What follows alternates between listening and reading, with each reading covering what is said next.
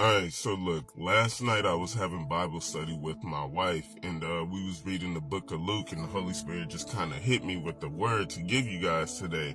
And the word is, are you a naturally good person, or are you a spiritually good person? Because there's a difference. Being a naturally good person, you are giving, you are kind, you have a good heart.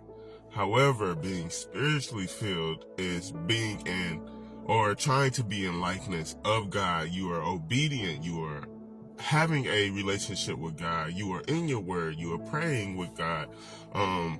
You are serving others just because you feel like serving rather than trying to just be a good person. And it's okay that if you're just a good person and if God is not your thing, I understand that everybody, doesn't follow God.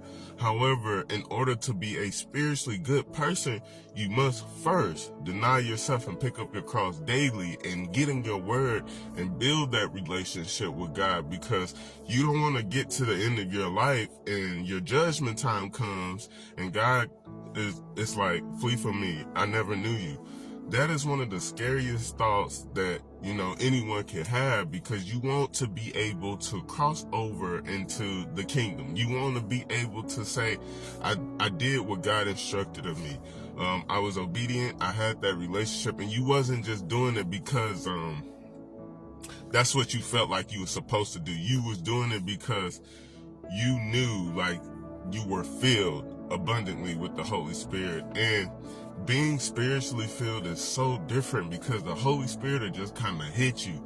And you are able to discern more. You are able to convict yourself when you know something is not right. Like last night, let me tell you something. Like last night I was driving and I had a little money on me, and I seen this guy having a sign, and I'll talk to God, like, God, if you want me to help this person, let me just help this person, because I always like to go to God first.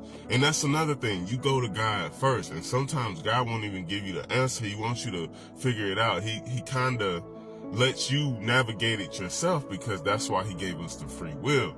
He wants you to figure it out for yourself.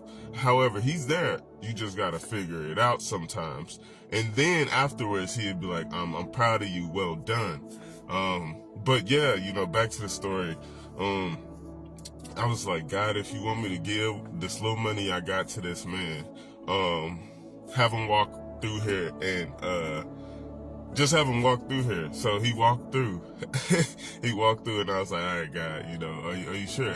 He walked past, and then he walked back, and then he came back and just stood there. And I was like, okay, God is letting me know to give this money to this man.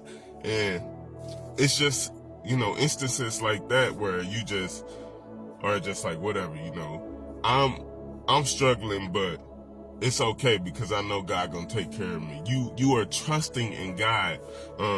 With being spiritually good, it's one, you're building a relationship with God. You're trying to be in likeness of God. 2, you're in your word. 3, you're serving, not only God, but serving others like he orchestrates you to do. 4, you're trusting in him. 5, you're spending time with God. Like you have times of just soaking with God. It don't even necessarily have to be in your word. You're just sitting in silence and just being with God. And sometimes in that silence, he don't even speak to you, but sometimes that silence is the answer that he's trying to give you. And being naturally good, a part of you is still in your flesh. You're still in this world instead of your word. So it's a huge difference when you have a solid foundation with God. You are spiritually good. He moves you differently. And being spiritually good, you don't have those certain urges that you used to have when you were just a naturally good person. Like I used to urge for a lot, like drugs, lust, all of that stuff. But now that, I am a spiritually good person, I move spiritually. I move when God orchestrates me to move. Or, I could just, feel that something is not right. I have that self-control. I don't have like those urges, those cravings anymore. And if I have those thoughts in my head, I'm like, I rebuke you, get away from me. Because it's, you know that's not right. Like, it's such a difference being spiritually filled rather than just being naturally filled of just being a good person. So try to be more spiritually filled. Try to build that relationship with God. Also, being spiritually built, you try to surround yourself with like-minded individuals, and God will push those people that he never meant for you to, have in your life away. And sometimes he'll even test you by bringing those people in your life. But that's when you get down on your knees, you pray, and you ask God, like, hey, if this person is supposed to be in my life, let them be. If not, then pull them away. And sometimes he'll let them people linger, but it's you to decide if that person is supposed to be in your life as well. And that's why he gave us the free will. Like, it's kind of hard for me to understand.